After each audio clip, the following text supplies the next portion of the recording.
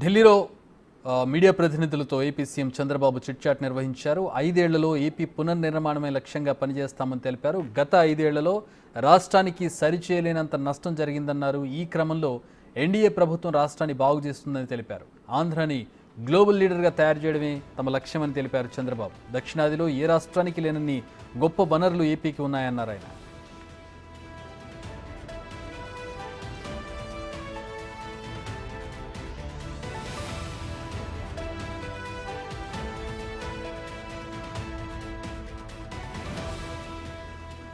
రెండు రోజులుగా చంద్రబాబు ఢిల్లీలోనే ఉన్నారు. ప్రధానమైనటువంటి నేతలతో అలాగే మంత్రులతో భేటీ అవుతూ ఉన్నారు. రాష్ట్రానికి రావాల్సిన నిధులకు సంబంధించి కావచ్చు, రాబోయేటటువంటి బడ్జెట్లో రాష్ట్రానికి కేటాయింపులకు సంబంధించి కావచ్చు ఆయన చర్చలు జరుపుతూ ఉన్నారు. నితిన్ గడ్కరీ తోటి ఆయన భేటీ అయినటువంటి సందర్భాన్ని మన దృశ్యాల్లో చూడవచ్చు. ప్రధానంగా కేంద్రం ఆధ్వర్యంలో నిర్మించేటటువంటి రహదారులకు సంబంధించి ప్రధానంగా ఆయనతో చర్చించినట్టుగా తెలుస్తోంది. అదే సందర్భంలో విజయవాడ బైపాస్ కావచ్చు, విజయవాడ నుంచి గ్రీన్వే రోడ్స్ కావచ్చు, వైజాగ్ వెళ్ళేటటువంటి రోడ్డు కావచ్చు, అలాగే ఇటు చెన్నై వెళ్ళేటటువంటి రోడ్డు కావచ్చు, దానికి సంబంధించిన వివరణ కూడా గడ్కరీ చంద్రబాబుకి ఇచ్చినట్టుగా కనపడుతుంది. మనకి ఇప్పటికే రోడ్స్ అన్నీ కూడా సిద్ధమయ్యాయి. ఇప్పటికే దాంట్లో ట్రావెలింగ్ కూడా జరుగుతూ ఉంది.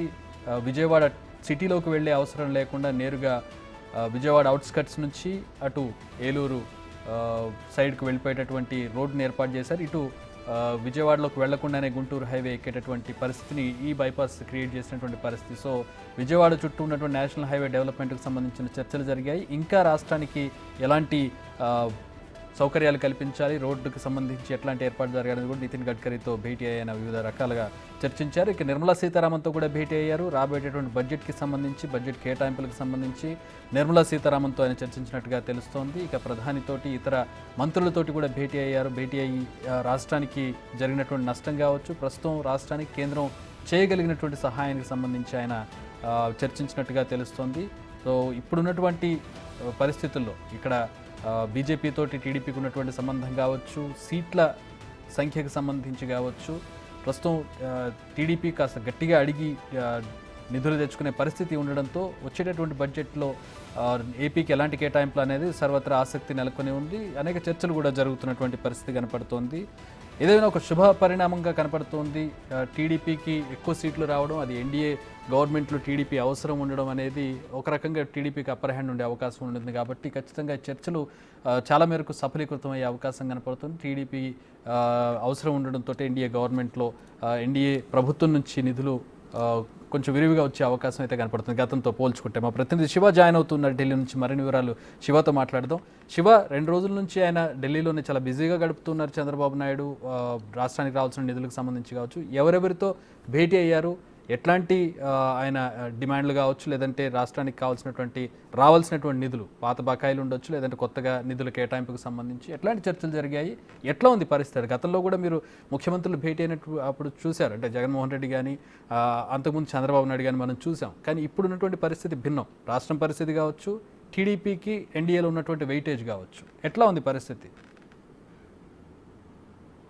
రైట్, మీరు చెప్పినట్టుగా వేరియేషన్ అనేది డెఫినెట్గా ఉంది. ఇటు చంద్రబాబు కానీ గత ముఖ్యమంత్రి జగన్మోహన్ రెడ్డికి కానీ వారి పనితీరులో కూడా ఢిల్లీ వచ్చిన తర్వాత నిర్విరామంగా అలుపెరకని శ్రామికుడిలాగా కూడా, అంటే 2 రోజుల పర్యటన ముగించుకుని కొద్దిసేపటి క్రితమే ఢిల్లీ ఎయిర్పోర్ట్ నుంచి హైదరాబాద్ బయలుదేరారు. 6:30కు హైదరాబాద్ చేరుకుంటారు. అక్కడ ముఖ్యమంత్రిగా ప్రమాణ స్వీకారం చేసిన తర్వాత తొలిసారిగా హైదరాబాద్ వస్తున్న నేపథ్యంలో తెలంగాణ టీడీపీ నేతలందరూ కూడా ఘనంగా స్వాగతం పలికేందుకు ఇటు హైదరాబాద్ వ్యాప్తంగా కూడా ఫ్లెక్సీలతో స్వాగత తోరణాలు ఏర్పాటు చేశారు. ఘనంగా స్వాగతం పలికేందుకు అన్ని ఏర్పాట్లు చేశారు. ఇక ఈ 2 రోజుల పర్యటనలో చూసుకుంటే నిన్న ఉదయం 9 గంటల నుంచి మొదలు రాత్రి 7 గంటల వరకు కేంద్ర మంత్రులు కలుస్తూనే ఉన్నారు. మొదట కేంద్ర వాణిజ్య పరిశ్రమల శాఖ మంత్రిని కలిశారు పీయూష్ గోయల్ను, తర్వాత ప్రధాని నరేంద్ర మోడీని కలిశారు. ఆ తర్వాత ఇతర కేంద్ర మంత్రులు నితిన్ గడ్కరీ, మరోవైపు శివరాజ్ సింగ్ చౌహాన్ కానీ, మనోహర్ లాల్ ఖట్టర్, పెట్రోలియం శాఖ మంత్రి హర్దీప్ సింగ్ పూరి, మరోవైపు 16వ ఆర్థిక సంఘం తాత్కాలిక చైర్మన్ అరవింద్ పనగారియా, ఇలా వారందరినీ కూడా ప్రధానితో పాటు 6 కేంద్ర మంత్రులను కలిశారు. రాష్ట్రానికి సహకారం అందించాలంటూ కూడా వారందరికీ నివేదికలు సమర్పించారు. ఈరోజు కేంద్ర ఆర్థిక శాఖ మంత్రి నిర్మలా సీతారామన్, అలాగే రక్షణ శాఖ మంత్రి రాజ్నాథ్ సింగ్ను కలిశారు.